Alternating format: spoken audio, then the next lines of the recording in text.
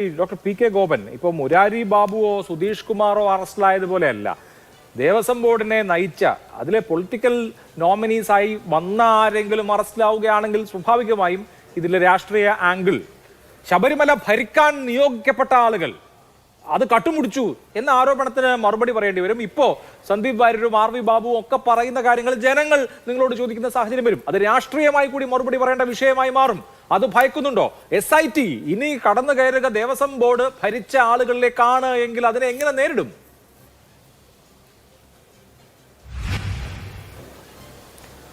ശ്രീ അഭിലാഷ്, ഇവരുദ്ദേശിക്കുന്നിടത്തേക്ക് കാര്യങ്ങൾ പോകുന്നില്ലെങ്കിൽ അവർക്ക് ഇങ്ങനെ പറയാൻ കഴിയും. അവരെ ആവർത്തിച്ച് പറഞ്ഞുകൊണ്ടിരിക്കുന്നതെല്ലാം അതിൻ്റെ അടിസ്ഥാനത്തിലാണ്.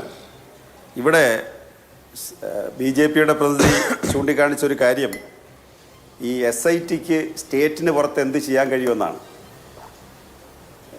ശ്രീ അഭിലാഷ്, ഇത് കേരള ഹൈക്കോടതിയുടെ സ്പെഷ്യൽ ബെഞ്ചിൻ്റെ നേരിട്ടുള്ള നിരീക്ഷണമല്ലേ?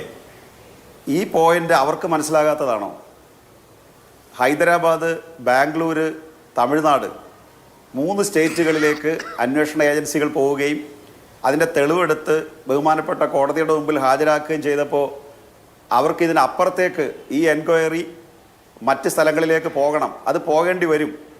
മിക്കവാറും അത് ശിവകുമാറിൽ ചെന്നെത്തും. ചിലപ്പോൾ കർണാടകത്തിലെ ഉപമുഖ്യമന്ത്രിയായിട്ടുള്ള കോൺഗ്രസ് നേതാവായിട്ടുള്ള, കാരണം കേരളത്തിലല്ല ഇതിൻ്റെ കൂടുതലും കളി നടക്കുന്നത്. ഈ തമിഴ്നാട്, ഈ ശബരിമലയുമായി ബന്ധപ്പെട്ട് കോടിക്കണക്കിന് രൂപയുടെ വരുമാനം ഉണ്ടാകുന്നത് മിക്കവാറും കേരളത്തിൽ നിന്നല്ല.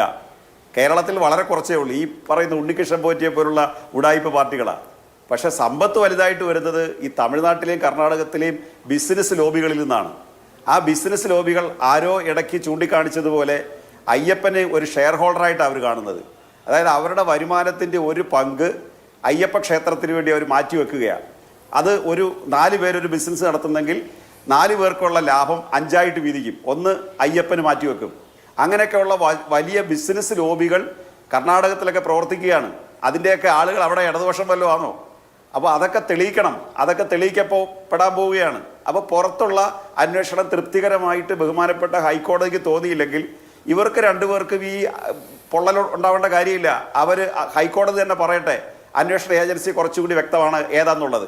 പിന്നെ രാഹുൽ ഗാന്ധിക്കെതിരെ വരുമ്പോഴും പ്രിയങ്ക ഗാന്ധിക്കെതിരെ വരുമ്പോഴും മാത്രം ഒരു നിലപാടല്ല CPMനുള്ളത്. CPMന് CBIയെ കുറിച്ച് രാജ്യത്താകെ ഒരു നിലപാടാണ്, ED ഏജൻസിയെക്കുറിച്ച് ഒരു നിലപാടാണ്. രാഹുൽ ഗാന്ധി അനാവശ്യമായി ചോദ്യം ചെയ്യാൻ ശ്രമിച്ചുവെന്ന് CPM ആക്ഷേപം ഉയർത്തിയതാണ്. എന്നാൽ രാഹുൽ ഗാന്ധി ആ കേസിൽ പ്രതിയാണെന്ന് കൂടി ഇദ്ദേഹം ഓർക്കും നല്ലതാണ്. അതുകൊണ്ട് അന്വേഷണ ഏജൻസിയിൽ സംശയം വരിക എന്ന് പറഞ്ഞാൽ അതിൻ്റെ അർത്ഥം ഇവരുദ്ദേശിക്കുന്നിടത്തേക്ക് കേസ് എത്തുന്നില്ല എന്നുള്ള ഇവരുടെ നിലവിളിയാണ് അതിനകത്തുള്ളത്. രണ്ടാമത് ശ്രീ ആർ വി ബാബു പറഞ്ഞത് ഈ സമ്പത്തിനെ കുറിച്ചാണ്. അദ്ദേഹത്തിന് 2021-22 ഓഡിറ്റ് റിപ്പോർട്ടിനകത്ത് സോഴ്സ് ഓഫ് ഇൻകം അത് സ്റ്റേറ്റ് ഗവൺമെന്റിന്റെ കാണുന്നില്ല എന്നുള്ളതാണ്. സർ, 2018 കോവിഡ് വന്നത്. കോവിഡ് കാലത്ത് ഏത് ക്ഷേത്രമാണ് സർ കേരളത്തിൽ പ്രവർത്തിച്ചത്? ഏത് ജീവനക്കാരനാ സർ ശമ്പളം കിട്ടാതിരുന്നത്? ആരാ സർ ശമ്പളം കൊടുത്തത്? കേരള സർക്കാർ കോവിഡ് സമയത്ത് ജീവനക്കാർക്ക് ശമ്പളം കൊടുത്തോ ഇല്ലയോ എന്നുള്ളത് അങ്ങയുടെ പാർട്ടിയിൽപ്പെട്ട ധാരാളം ആളുകൾ ഈ ദേവസ്വം ബോർഡിൽ ജീവനക്കാരായി പ്രവർത്തിക്കുന്നുണ്ട്. അങ്ങ് തിരക്കണം, എന്നിട്ട് ആക്ഷേപം ഉന്നയിക്കണം. ഇനി റോഡിന് ചെലവാക്കുന്ന പൈസ 10,000 കോടി കേരളത്തിലേക്ക് വരുന്നു. ഈ ജനങ്ങളൊക്കെ കേരള ഗവൺമെന്റിന്റെ നിയന്ത്രണത്തിൽ, അല്ലെങ്കിൽ കേരളത്തിൽ താമസിക്കുന്ന പൗരന്മാരല്ലേ സാർ? കേരളത്തിൽ താമസിക്കുന്ന പൗരരല്ലേ ഇവര്? അവര് എവിടെങ്കിലും ചെലവഴിക്കുന്ന പണമല്ലേ സംസ്ഥാന ഗവൺമെന്റ് ഖജനാവിലേക്ക് വരുന്നത്? അല്ലാതെ AK സെന്റർ പണം അടിച്ചിട്ടല്ലല്ലോ നാട്ടിൽ പണം ഇറക്കുന്നത്. അപ്പോൾ അതിനുള്ള അവകാശം നിങ്ങൾക്കാണോ ഉള്ളത്? ശബരിമലയിൽ റോഡുണ്ടാക്കി റോഡിലൂടെ വരുമാനം ഉണ്ടായാൽ അത് സംസ്ഥാന ഗവൺമെന്റ് അവകാശപ്പെട്ടതല്ലേ സാർ? നിങ്ങളിവിടെ റോഡുണ്ടാക്കിയിട്ട് ടോൾ പിരിക്കുന്നല്ലോ. സ്റ്റേറ്റ് ഗവൺമെന്റ് ഏതെങ്കിലും റോഡിൽ ടോൾ പിരിക്കുന്നുണ്ടോ? നിങ്ങൾ എത്ര കോടി രൂപ ചെലവാക്കിയാലും അത് മുതലാളിമാർക്ക് വിറ്റിട്ട് ടോൾ പിരിച്ചുകൊണ്ടിരിക്കുകയാണ്. അപ്പം നിങ്ങൾ എന്തിനാ ഇങ്ങനെ ഒരു ആക്ഷേപം അത് സംബന്ധിച്ച് ഉന്നയിക്കുന്നത്? അപ്പോൾ അതാണോ കാര്യം? അതല്ല. ഇനി ശബരിമലയുമായി ബന്ധപ്പെട്ട് ഏതെങ്കിലും ആക്ഷേപം CPIMന്റെ പേരിൽ ഏതെങ്കിലും തെളിയിക്കപ്പെട്ടിട്ടുണ്ടോ? അങ്ങനെ തെളിയിക്കപ്പെട്ടിട്ടുണ്ടെങ്കിൽ കോൺഗ്രസ് നേതാവ് നിങ്ങളുടെ കാലത്തല്ലേ ഒരു അഴിമതി തെളിയിക്കപ്പെട്ടത്? അതാ ഞാൻ കൃത്യമായി, നിങ്ങൾ അതിൽ പിടിക്കുന്നില്ലല്ലോ. ശിവകുമാർ ദേവസ്വം വകുപ്പ് മന്ത്രിയായിരിക്കുമ്പോഴാണല്ലോ അദ്ദേഹത്തിൻ്റെ സഹോദരൻ പിടിക്കപ്പെടുന്നത്, ശിക്ഷിക്കപ്പെടുന്നത്. അപ്പോൾ ഞങ്ങളുമായി ബന്ധപ്പെട്ട് എന്തെങ്കിലും സാമ്പത്തികമായി അത്തരം കാര്യങ്ങൾ പ്രശ്നമുണ്ടോ? ഇനി പ്രശാന്തുമായി ബന്ധപ്പെട്ട് ഞാൻ ആദ്യം പറഞ്ഞു, 2 പോയിന്റ് ഞാൻ പറഞ്ഞു. അത് ഒന്ന് മാത്രമേ നിങ്ങൾ എടുത്തുയർത്തിയുള്ളൂ. കാരണം അയാൾക്ക് അദ്ദേഹത്തിന് നിലനിർത്തി കൊടുത്താൽ അതുപോലെ പുറത്താക്കപ്പെട്ടാൽ രണ്ടിൻ്റെയും പോയിന്റ് ഞാൻ പറഞ്ഞു എങ്ങനെയൊക്കെ സംശയിക്കപ്പെടുമെന്ന്.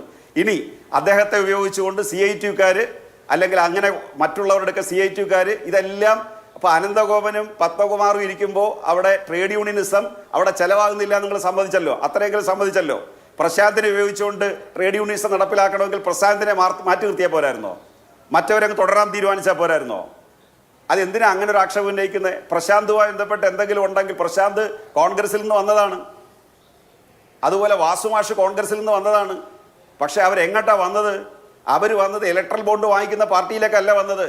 മുകളിൽ നിന്ന് കോടാനുകോടി രൂപ കൊടുത്ത് താഴെ രാഷ്ട്രീയ പ്രവർത്തനം നടത്തുന്ന രാഷ്ട്രീയ സംസ്കാരത്തിന്റെ ഭാഗമല്ല.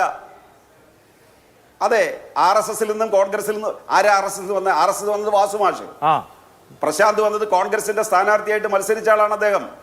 അങ്ങനെ പ്രശാന്ത് കോൺഗ്രസിൽ വന്നു, വാസുമാഷ് RSSൽ നിന്ന് വന്നു. അവർ വന്നത് എവിടേക്കാന്നാണ് ഞാൻ പറഞ്ഞത്. മുകളിൽ നിന്ന് പണം കൊടുത്ത് രാഷ്ട്രീയ പ്രവർത്തനം നടത്തുന്നതല്ല. കാരണം ഞങ്ങൾ മുകളിൽ നിന്ന് അങ്ങനെ അനധികൃതമായി പണം സമാഹരിക്കുന്നില്ല. ഞങ്ങൾക്ക് കേരളത്തിൽ എത്ര ലക്ഷം പാർട്ടി മെമ്പർമാരുണ്ടോ ആ പാർട്ടി മെമ്പർമാർ മുഴുവൻ എല്ലാ വർഷവും പിണറായി വിജയൻ തൊട്ട് താഴത്തെ പാർട്ടി മെമ്പർമാർ വരെ പാർട്ടിക്ക് ലെവി കൊടുക്കണം, പാർലമെന്റ് മെമ്പർ കൊടുക്കണം, പഞ്ചായത്ത് മെമ്പർ കൊടുക്കണം. ആ വരുമാനം ആ CPMന്റെ ഒരു തെരഞ്ഞെടുപ്പ് വന്നാൽ പാർട്ടി പ്രവർത്തനത്തിന് ഇറങ്ങുന്നവരുടെ പോക്കറ്റിൽ നിന്ന് പാർട്ടിക്ക് പണം കൊടുത്താലേ ഇറങ്ങുള്ളവര്. ആ സംസ്കാരം വരെ പഠിപ്പിച്ചിരിക്കുകയാണ്, സന്നദ്ധ സേവനം വരെ പഠിപ്പിച്ചിട്ടുണ്ട്. അതുകൊണ്ടാണ് സാർ കേരളത്തിൽ ഒരു ദിവസം ഞങ്ങളുടെ ചെറുപ്പക്കാരിറങ്ങി 10 ലക്ഷം പൊതിയാ കൊടുക്കുന്നേ.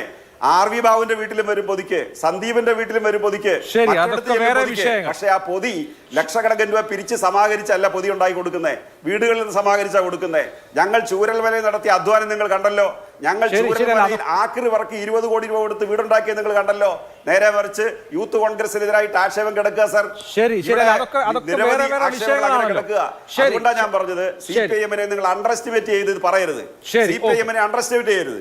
ശരി, ഓക്കെ. ഇവിടെ ശ്രീ RV ബാബു തെറ്റായ ആക്ഷേപങ്ങളാണ് നിങ്ങൾ ഉന്നയിക്കുന്നത്. ശരി, ഈ അന്വേഷണം ശബരിമലയ്ക്ക് ശരി മനസ്സിലായി അഭിലാഷ്.